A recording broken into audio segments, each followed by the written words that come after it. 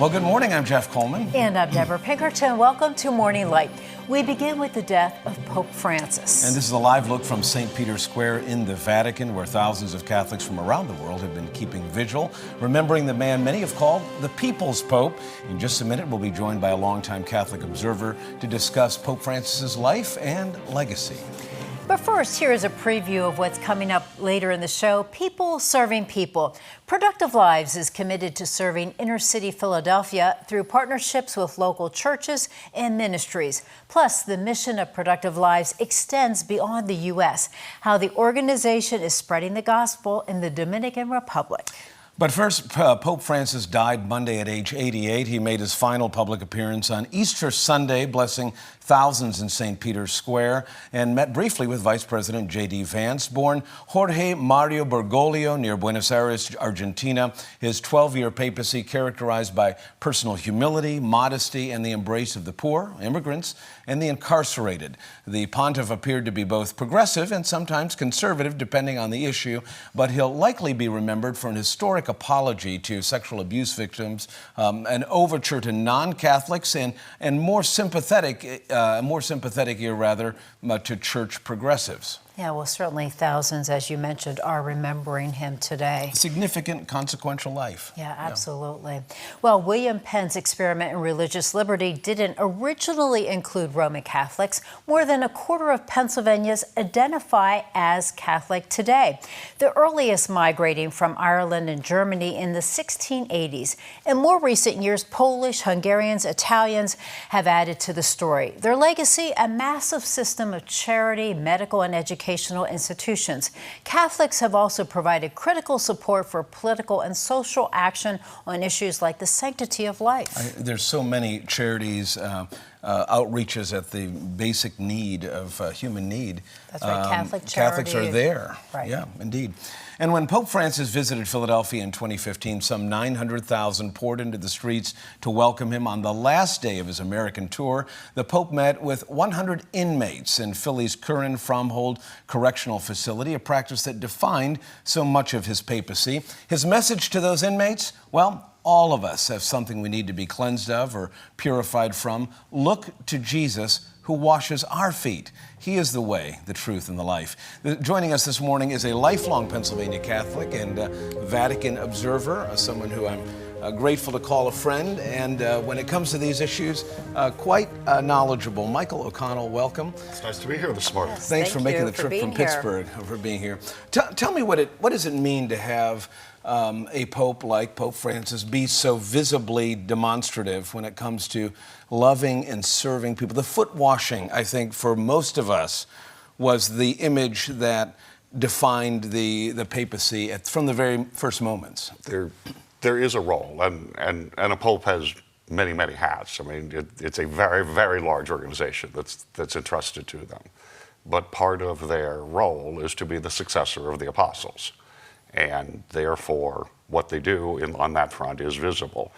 And the washing the feet in the prison there, as popes, I think, for the last few decades have routinely done on Holy Thursday in Rome.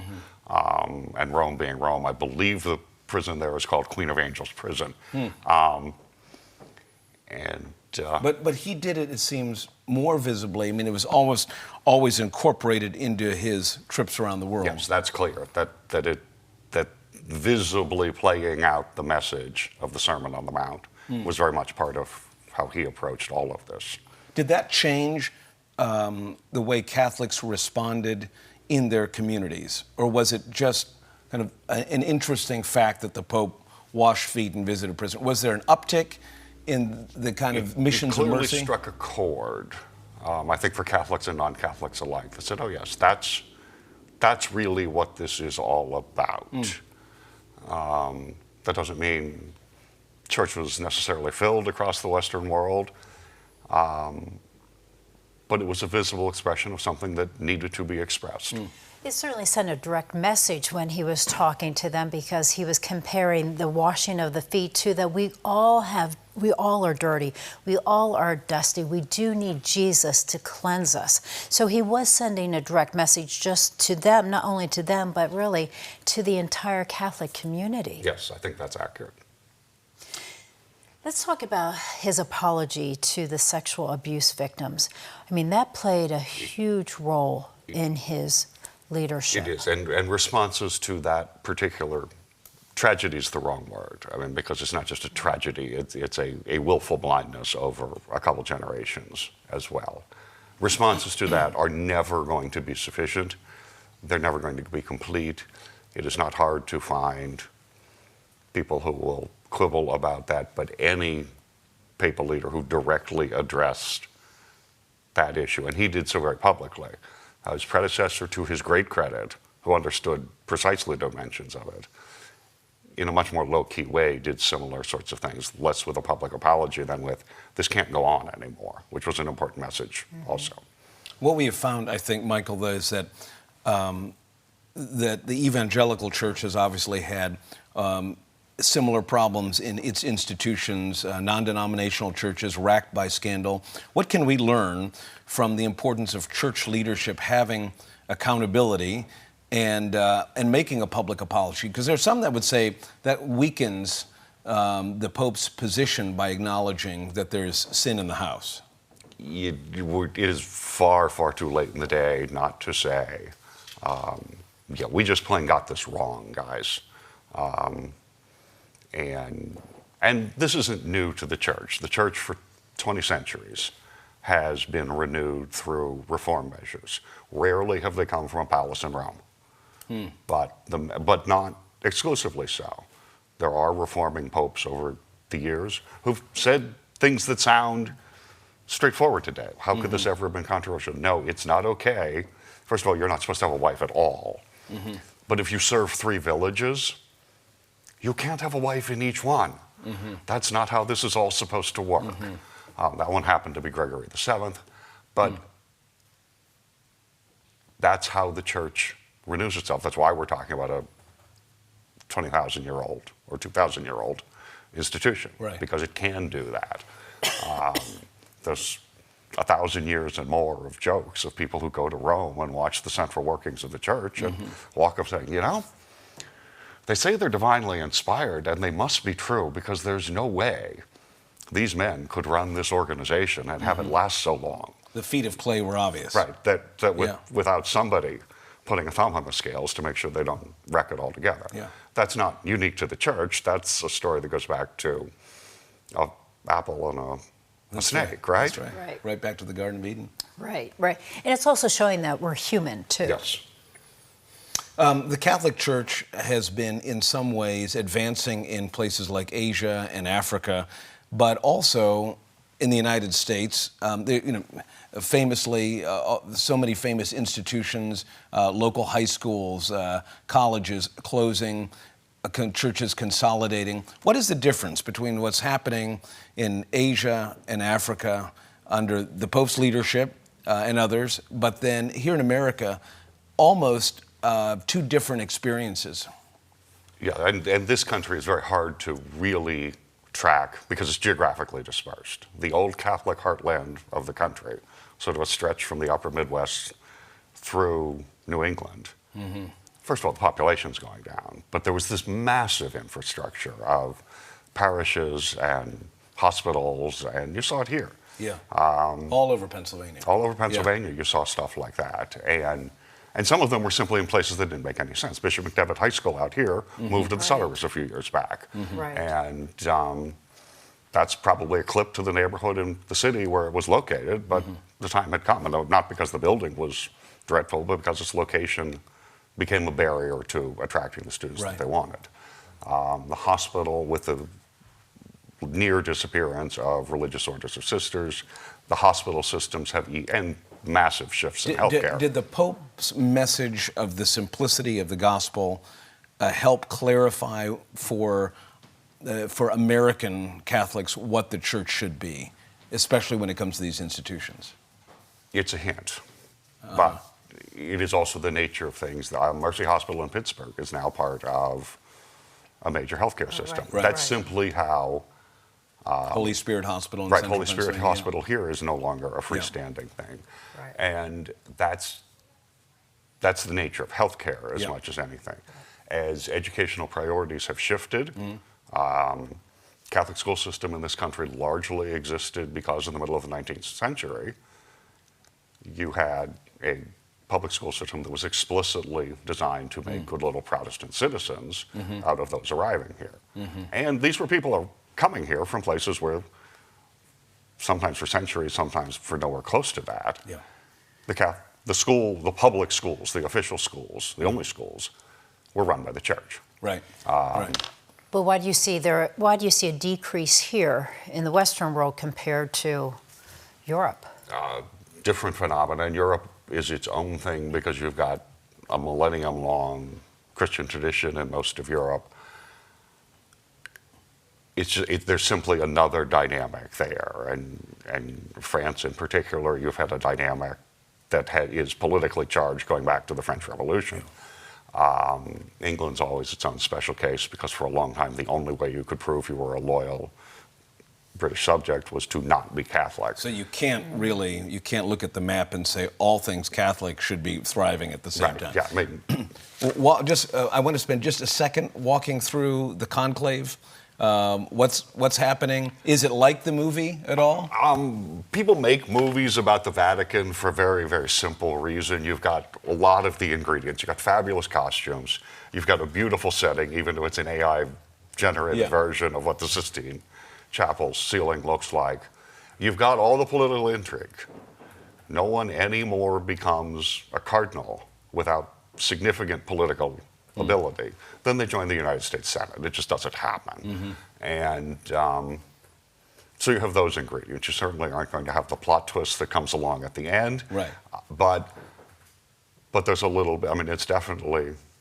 There's high drama. There's going to be drama, and it's been clear, certainly for months, that this was coming sooner rather than later. Nobody necessarily expected it to be next month, but it was not long, and it was time for any of those men to sit there and think, okay, what characteristics would I like to see? Yeah, that's right. What do you think? What do you think everyone is looking for in the new Take 20 seconds and give us the punch list. Punchline, and this always comes up, and it's almost a completely internal issue, is administrative. Someone who can run the show. Someone who can make the trains run on time, which is the famous line about a now forgotten Italian dictator. No one who spent any time in the country ever believed that the trains ran on time. Right. But that administrative ability. This Pope was elected in many ways with a charge to clean up Vatican finances. Virtually nothing happened on that front. So there's more work to be done. Certainly. Yeah. Michael, thank you for joining us. Very, very helpful and us. insightful. Well, coming up on Morning Light, Productive Lives is a training organization that motivates people to improve their lives and the lives of others, how they're making a difference in inner city Philadelphia. You're watching Morning Light on Lighthouse TV.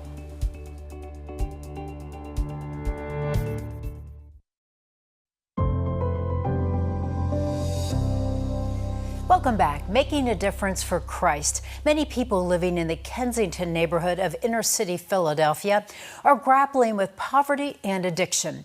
Productive Lives is looking to build relationships to first meet material needs, which can then help people with their spiritual needs. Joining me is the president, Dr. Cameron Garven. Thank you for being with us. Thank you for having me. I appreciate it. So tell us more about Productive Lives. Yeah, Productive Lives is a training organization. We really want to train people to serve other people in the name of Jesus Christ. So we started this about 4 years ago in the Kensington section of Philadelphia and beyond. We have a ministry center there, and we try to get groups in throughout the country, and especially our area, to come down to a different world and to serve. So you're based in Kensington. We see images of Kensington. So tell us, what is it like? Yeah, so we have a ministry center not too far from the elevated train, where a lot of drug activity happens. Actually, this is probably one of the drug capitals of the Northeast or of the country. Drugs are cheaper there, so people come from all over the country and they get hooked tragically in the drug system. And they're really not from the Philadelphia area, they're really from different areas. So young people will come down and get addicted, and the drugs are easy to get there, and it's open market. I have to say, the mayor's been doing a better job at trying to get rid of all that and to kind of control some of that, but there's still always will be issues. Even when people were pushed off the streets, they just went into the other streets, and still there's homelessness and addiction still there. Yeah. So what do you see, though, when you walk out your door? You walk out the door of a ministry center and people are sitting right there. There's people, it breaks your heart. There's needles. They're shooting up with needles in their neck. They're in the streets bent over and really just out of it. A lot of it, again, is this drugs that just kind of controls them. Young people, the age of my staff, 20-year-olds are down there stuck in this addiction. So we see that all the time. Open air, right there, they'll be shooting up in the park, on the streets. Yeah, it's like you've never seen it before. Oh my goodness. Yeah. So when you see that, what's running through your mind? Yeah, we tell people to the saying, what breaks the heart of God should break your heart. And so it breaks our heart. I have kids that age, or a little older now, but that could be our children in the streets there. And we've had stories of parents come down looking for their children in Kensington because the last picture they saw was their son behind something that showed them they were in Kensington looking for their kids. So it breaks our hearts. And the groups that come down, it really transforms them to say, hey, I really do live in an area, most of us do, that I call Disney World.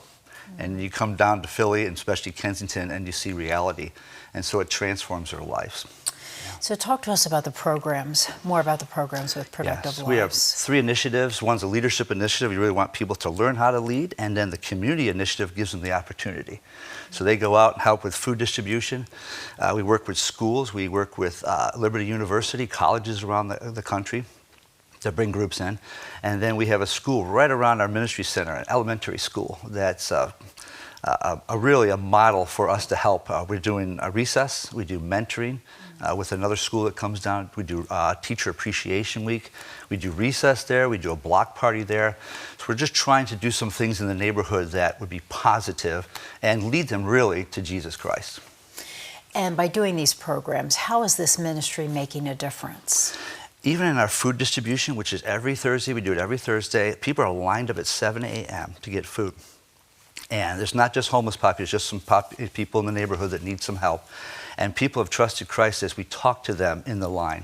Also, even in the school, in a public school, we've been praying with the principal. We've been talking to them about our faith, who we are. We're faith-based, and they appreciate that. In the street outreach that we do with the Rock Ministry, we do take people to rehab, and they have trusted Christ through that.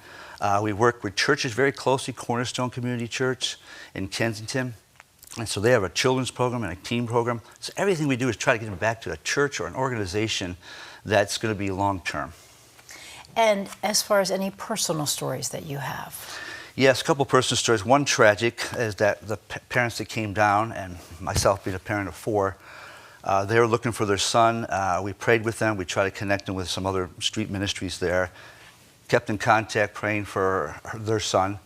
And finally, when I got back to her, she said, tragically, he already took his life. That day, we were looking for him. Oh, my goodness. I know. And then on the flip side, there's a girl named Riley who's 19 years old, has been on the street for 3 years. And what we do with The Rock, we go out as chaplains every Wednesday, and we go throughout the parks and the street talking to people, trying to get them to rehab, but ultimately to tell them the truth. And she said yes. She was a little out of it. She walked 5 blocks with us. She got to the rehab where they would connect her with a rehab and get her out of the city right away. She was a little nervous. I said, Riley, you should do this. She says, I don't know about this. And then the lady behind Loretta said, why don't you do this? So we left her in her hands, walked away, and at the end of the day, Loretta texted me and said she took it. She's going to rehab. So there's these little glimmers of hope. Some of the people that we work with were ex-drug dealers, are now pastors at one of the churches at Calvary Chapel right there in Kensington. So there are productive life stories, there's transformational stories, but it is a hard area to work, and we still love doing what we're doing. Yeah, so certainly some heartwarming stories. The ministry is making a difference. Yes. We do need to take a break, but we Sure. do have more to talk about after the break. And coming up next on Morning Light, working together today for an eternal tomorrow. Hear how Mañana is spreading the gospel in the Dominican Republic and is breaking the cycle of poverty. We're back in just 1 minute.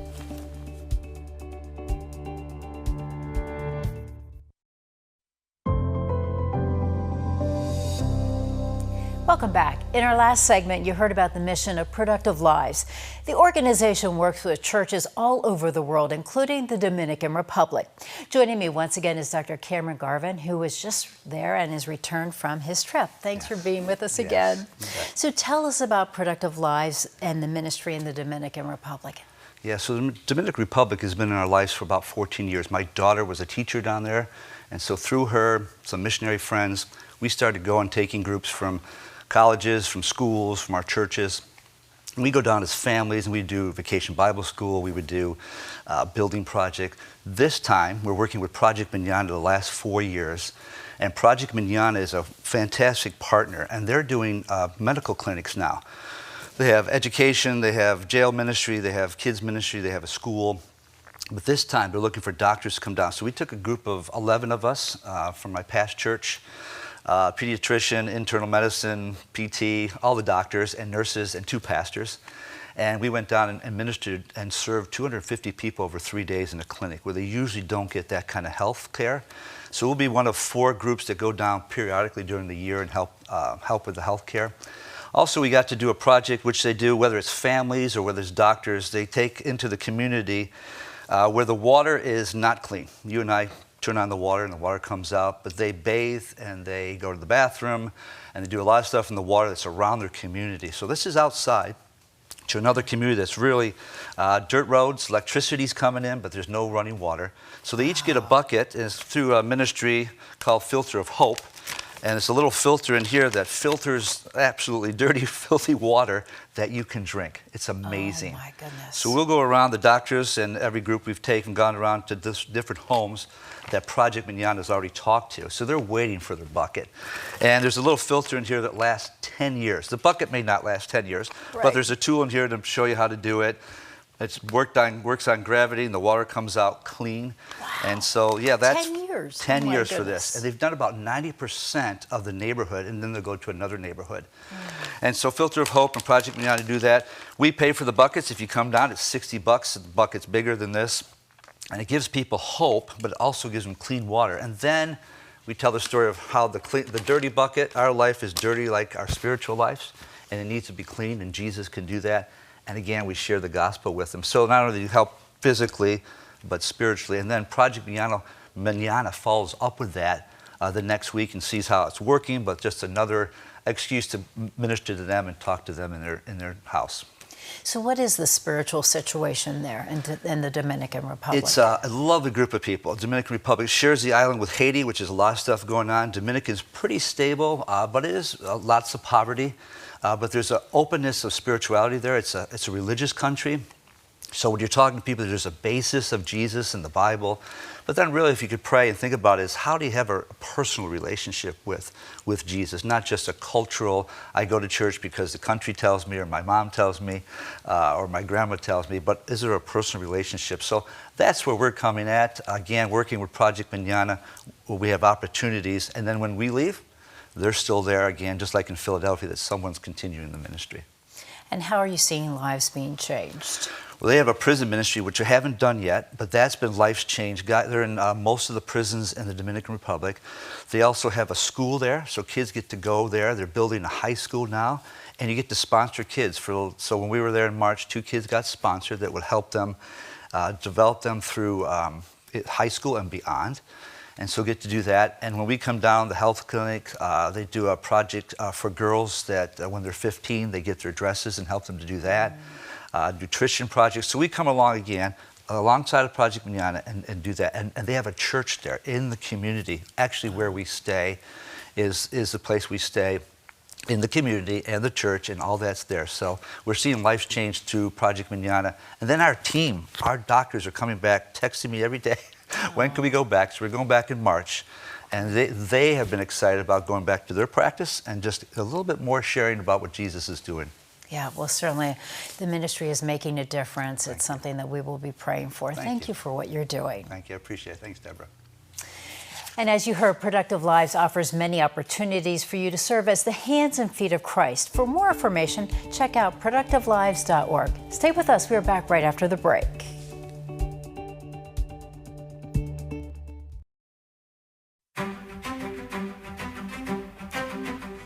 Welcome back. Well, the headlines of Pope Francis's death were written months ago, anticipated like few others: champion of the poor, the forgotten, the homeless, the prisoner, a foot-washing priest from Argentina who saw the Catholic Church as a refuge for sinners.